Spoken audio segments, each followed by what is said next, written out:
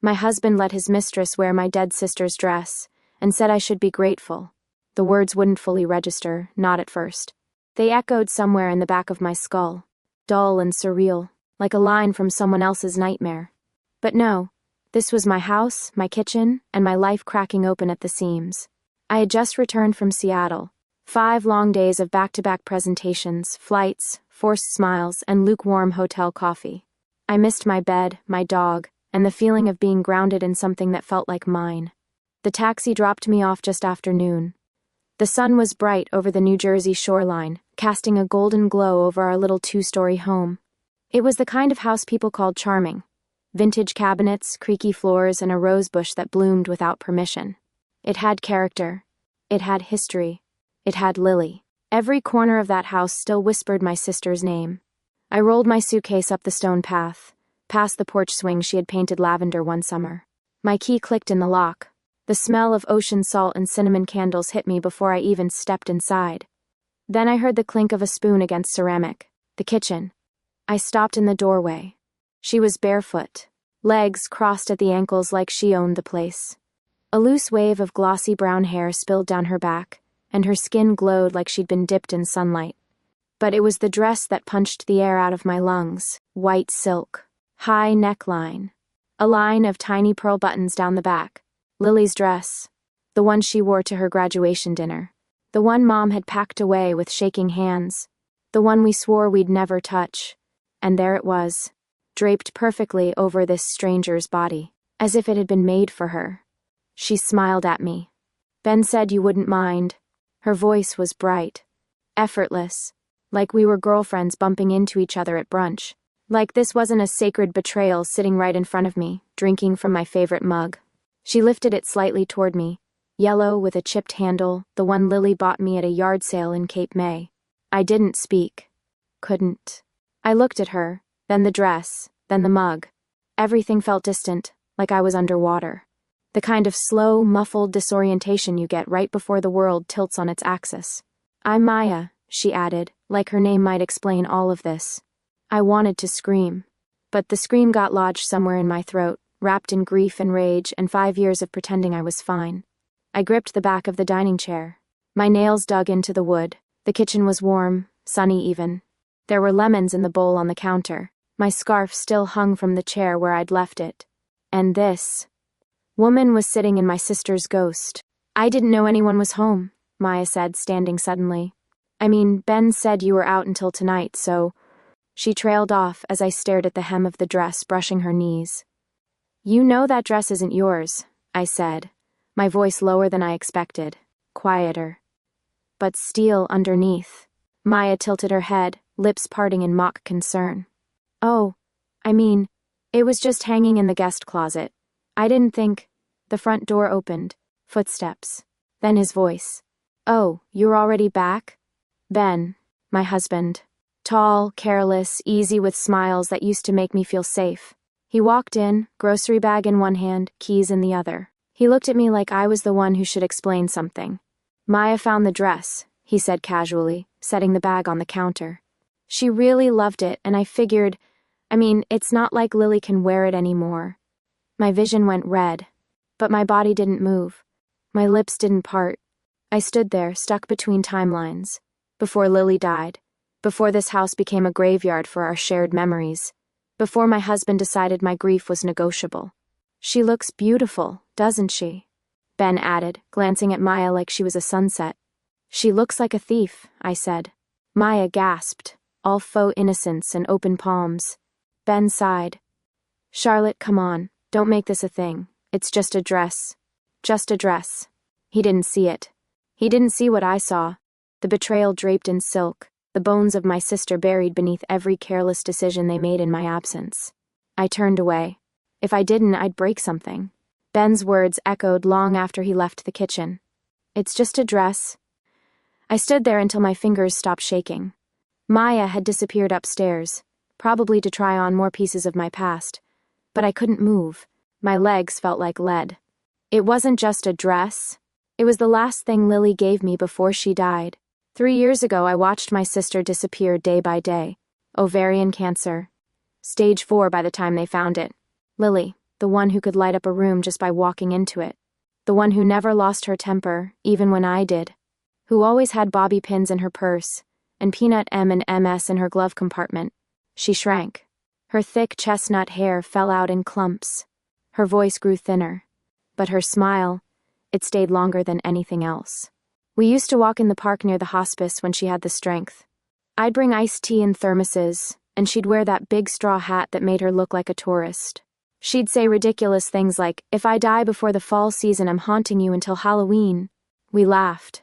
We always laughed. Even when we were scared. Especially when we were scared. One late afternoon, when the sky was soft and pink, she handed me a wrapped box, pale blue with a satin ribbon. Her hands trembled. I didn't want to take it, because I knew what it meant. Inside was the white dress. "I want you to remember what it feels like to be light," she whispered. "To feel the sun on your skin and the wind in your hair.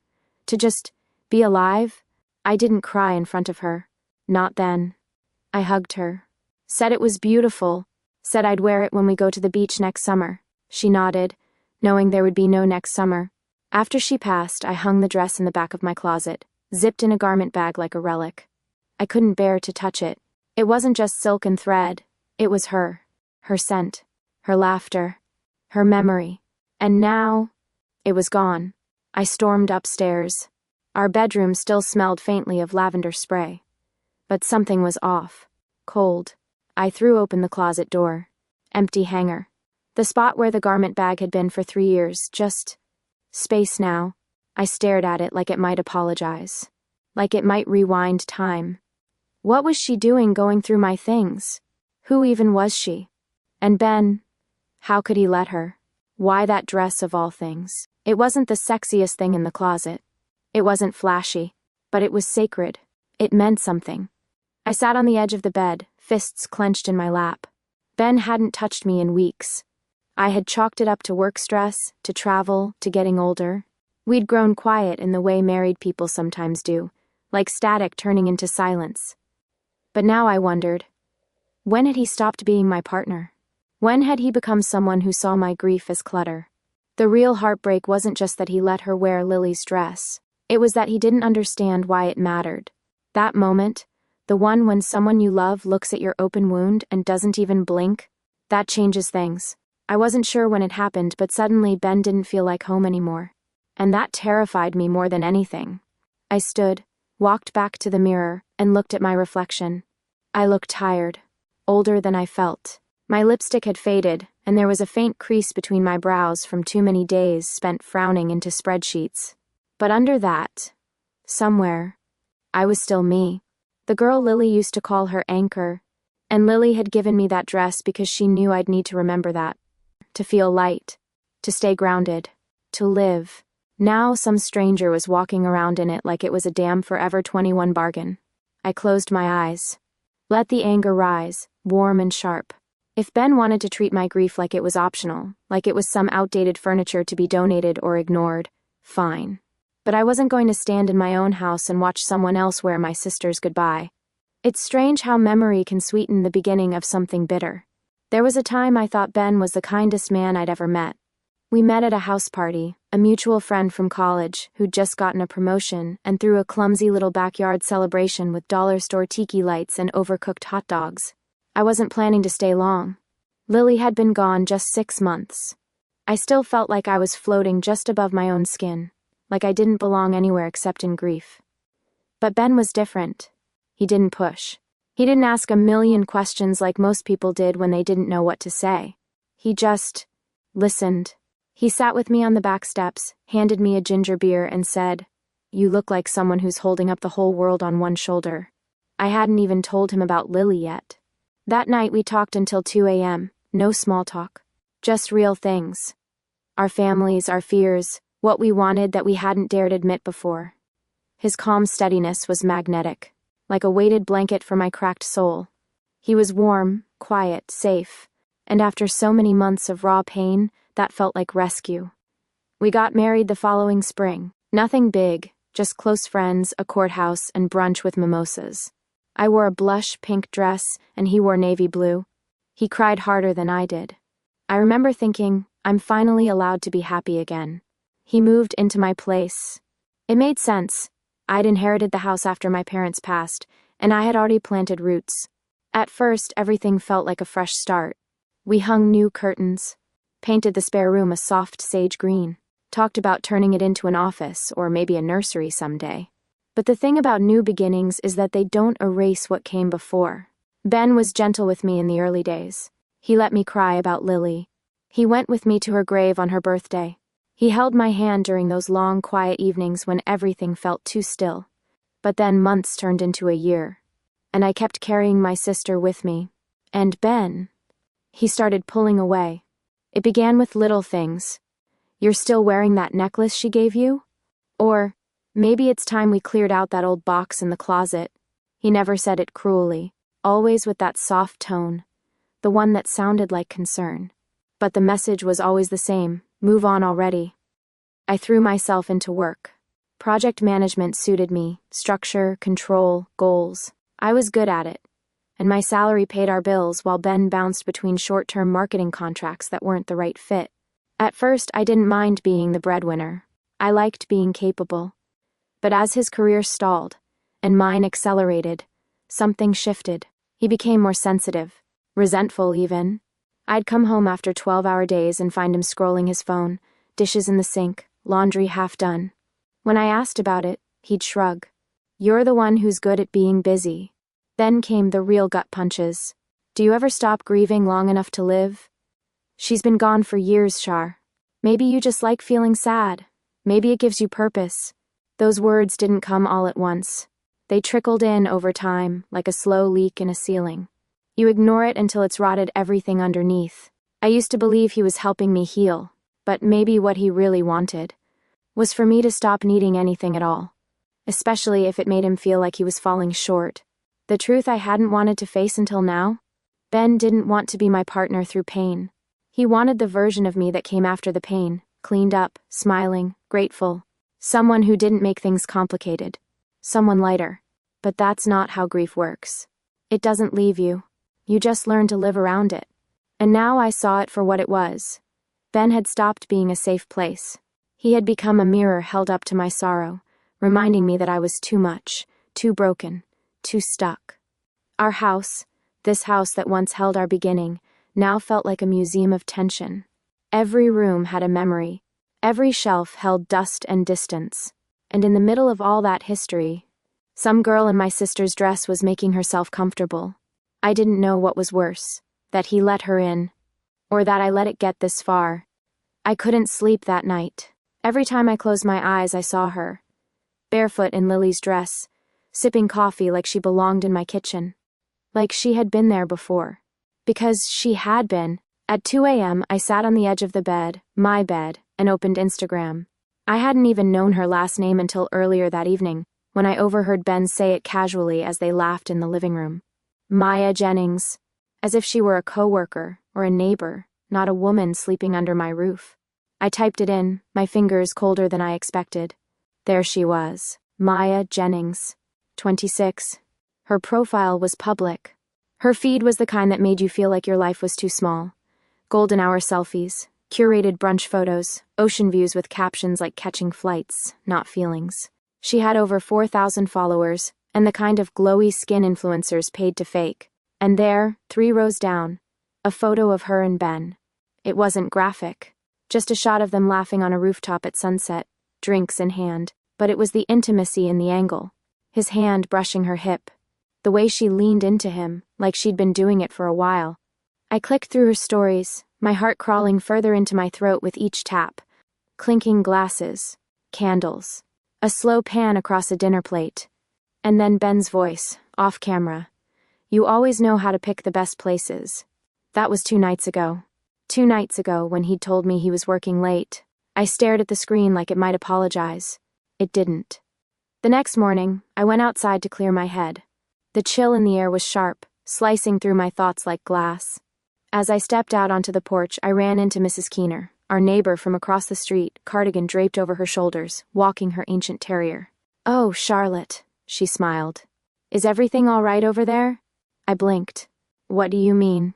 Well, your friend was parked out front yesterday. Pretty little thing with the red convertible. She was here overnight, wasn't she? I saw her come out in her robe this morning. Lovely robe. My stomach turned. Right, I said stiffly. She's, visiting? Mrs. Keener beamed. Young love. Good for you, too. I couldn't even find the breath to correct her. When I got back inside, I did what I hadn't dared do the night before. I started walking the house. Not my house. Our house. At least, that's what it used to be. There were signs of Maya everywhere now that I knew what to look for. Her overnight bag, pink, designer, monogrammed, sat by the stairs like it lived there. Her phone charger plugged in next to the couch, a hairbrush on the entryway table, and on the kitchen counter beside the fruit bowl her sunglasses, expensive, oversized, the kind you wear when you want to be seen.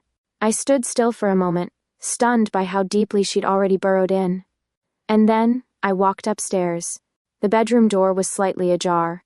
My heart pounded louder than my footsteps. Inside, the room was dimly lit. The sheets were rumpled. My perfume bottle, the one Lily had given me for my last birthday, was on the dresser, but it had been moved. And the pillow on his side of the bed had a long dark hair curled against it. I hadn't been home 24 hours, and yet somehow it felt like I was intruding on their life. Their space, their story, in my own damn house. I turned away quickly, trying to breathe through the nausea tightening my chest. Maya wasn't some casual affair. She wasn't a fling. She had already made herself comfortable. And Ben had let her. Worse, he had wanted her to. Everything I thought I'd built with him was starting to rot at the edges. And the dress, Lily's dress, was just the first crack in a foundation already crumbling. I stared out the bedroom window, past the street, past the trees, as if the answer might be out there somewhere. But all I saw was my own reflection, and the shape of someone else living the life I was supposed to be living. I didn't want to be the one to break the silence, but I couldn't keep pretending everything was normal, not after what I'd seen. Ben, I said one evening, voice trembling but steady, why did you let Maya wear Lily's dress? He looked up from his phone, eyebrows raised like I'd just asked him why the sky was blue. I didn't let her, he said smoothly, setting the phone down. She asked. I said it was fine. That dress was the last thing Lily gave me before she died, I said, trying to keep the bitterness out of my voice. And you thought it was okay for her, for your mistress, to wear it. In our house? Ben sighed like I was the one making a scene over nothing. Charlotte, you need to calm down, he said. I haven't done anything wrong. Not done anything wrong? I echoed, feeling tears sting the back of my eyes. She's been sleeping in our bed. She's been here when I'm not. And you think that's fine? His calm didn't crack. Instead, he leaned back in his chair, crossing his arms like a judge ready to pass sentence. You're the one who's emotionally unavailable, he said. You've been stuck in the past since Lily died. You shut me out. I blinked. Shut you out? I was grieving. I was mourning my sister. Your friend's sister. And you expect me to just forget? He shook his head slowly, like he didn't understand the words coming out of my mouth. You act like you're the only one hurting, he said. But what about me? What about the fact that our house was empty? Quiet? You didn't let me in. You didn't let anyone in. I swallowed hard. That was true in a way. I had shut down after Lily's death. But that wasn't an excuse to replace me with some girl who had no right to be here. He stood up and started pacing. Maya brought laughter back, he said. She brought light. You should be grateful someone finally filled the silence in this house. Grateful? I whispered, my voice breaking. You expect me to be grateful that she's wearing my sister's dress and sleeping in my bed? Ben stopped pacing and looked at me with that expression he always used when he thought he was right, like he was about to explain a complicated equation to a child. She needed support, he said. She's been going through her own stuff. I was just helping her. There's nothing more to it. Helping her, I repeated bitterly. You call this helping? He shrugged. Maybe you don't see it, but Maya means something to me. My chest tightened so much it hurt. So what? I said, my voice sharp now. You want to leave me for her? Just say it. Ben's eyes flickered, but he didn't answer.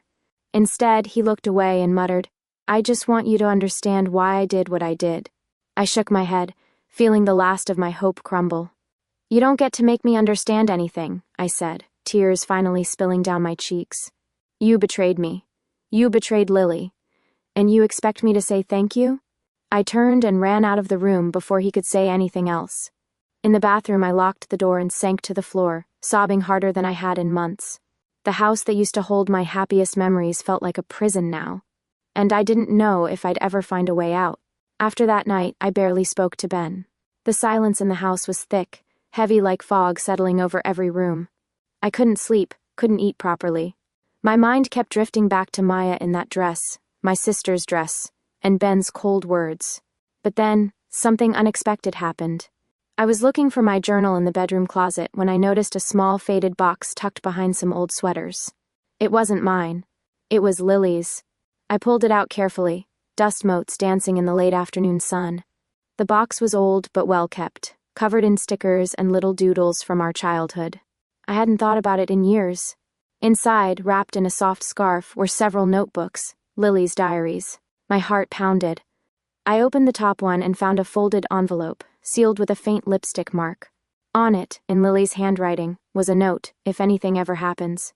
If you find this, please read. My hands trembled as I unfolded the letter.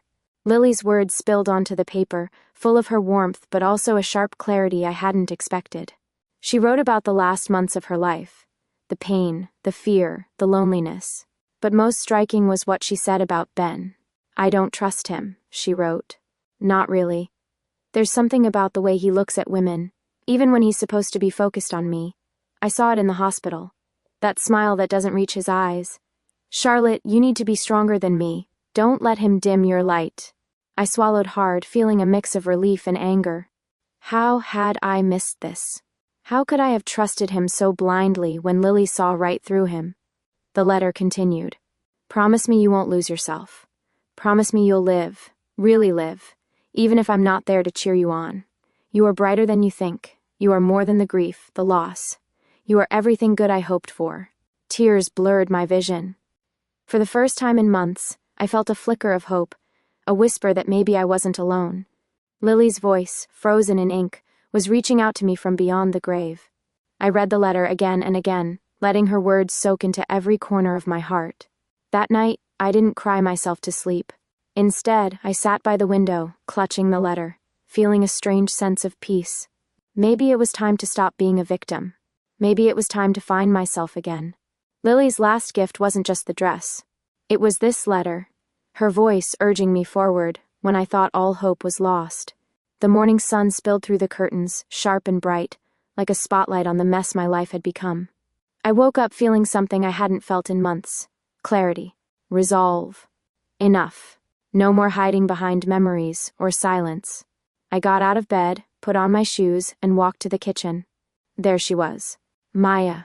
Barefoot, lounging like she owned the place, still wearing Lily's dress, the dress that wasn't hers to wear.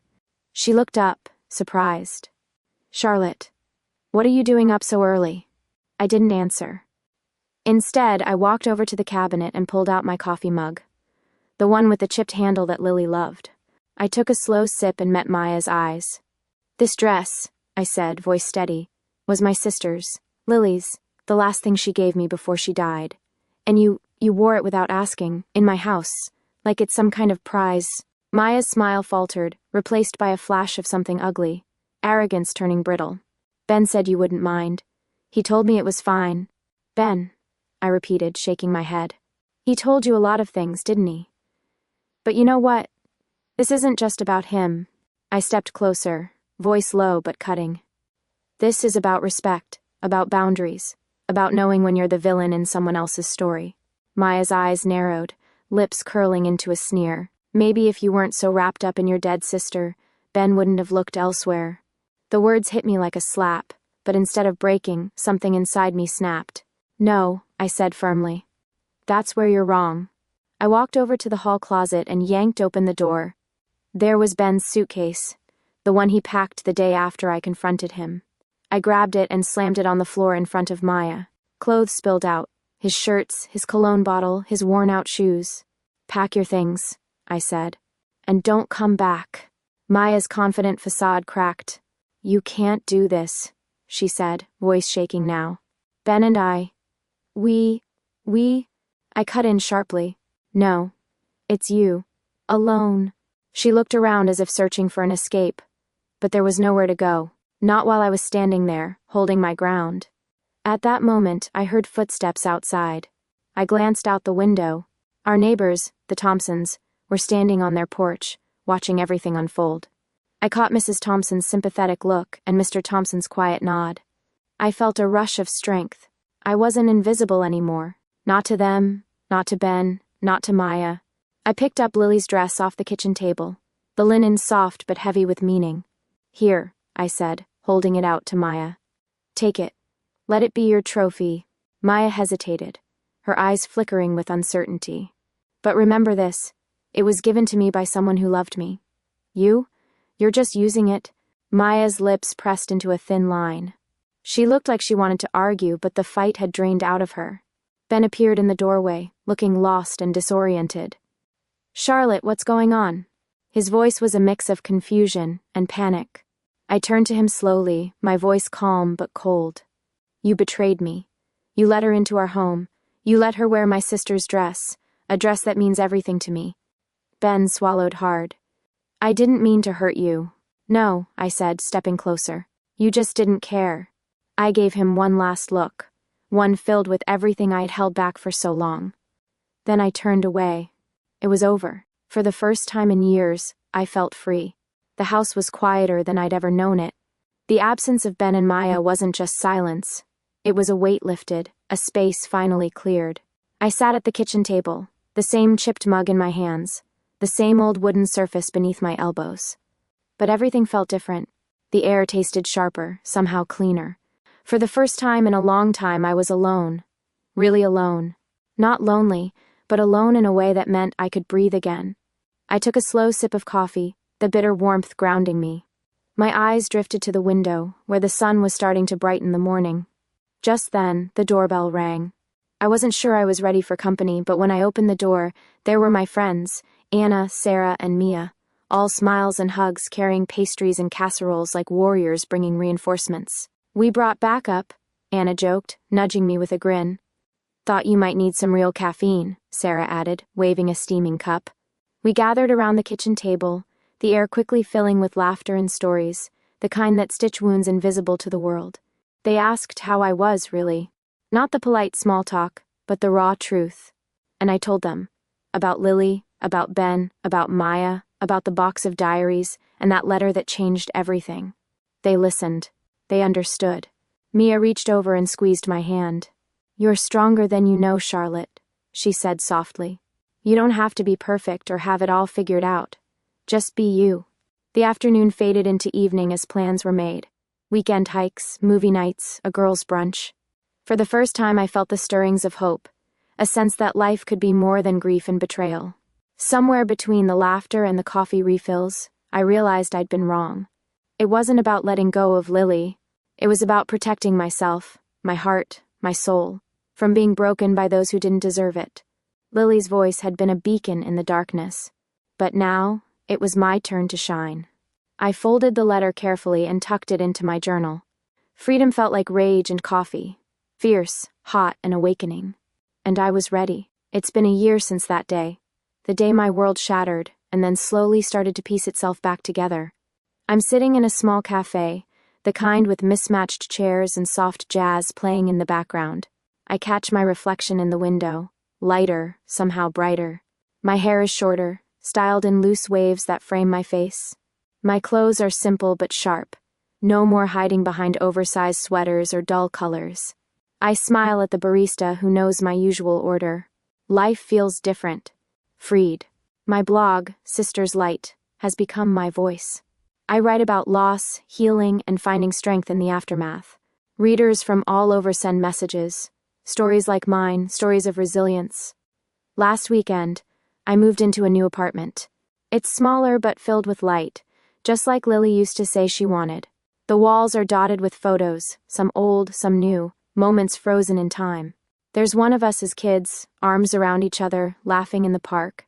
Another, more recent, from the day I finally burned that white linen dress in a bonfire, a farewell and a release. That dress was a symbol of Lily's last gift. But it was never really about the fabric or the stitches. It was about memory, about love, about moving forward without forgetting. Across the cafe, I catch a glance from someone, a warm smile, a spark of something new. I return it with a light laugh and a tilt of my head. Maybe it's just a flirtation. Maybe it's the first step towards something unexpected. For now, I'm content to just be here, in this moment. Lily gave me that dress when she knew she was dying. What she really gave me was a reason to live.